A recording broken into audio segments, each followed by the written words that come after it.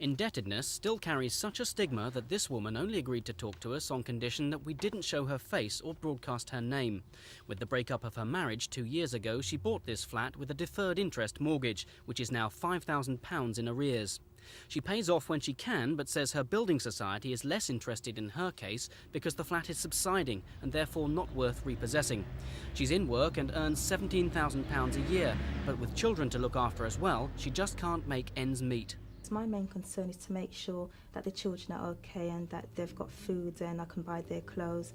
And usually all the bills coming at once, I've had to put everything on a budget account to make sure I can manage, but it's still very difficult.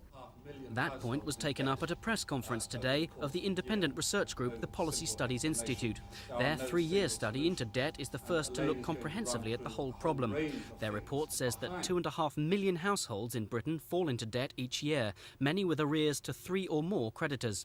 £2 billion of debt may be overdue at any one time, mostly on normal household commitments.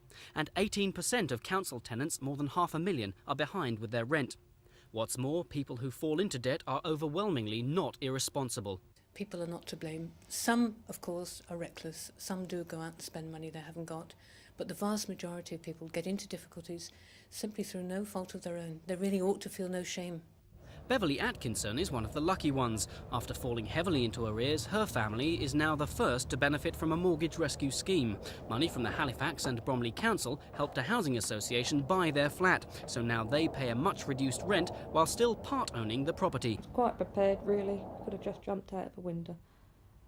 But now, I'm glad I didn't jump. Just so happy now. And we're going to be able to afford to be able to stay here. There's no reason now that we should ever get in debt again with them. Other building societies are following suit. The Abbey today committed £60 million to a similar scheme, but experts say tens of thousands of homes may still be repossessed. The Policy Studies Institute suggested higher social security payments and subsidised credit as two possible solutions to the wider problem of debt. The government part-funded the research and has received the findings. David Strawn for Thames News.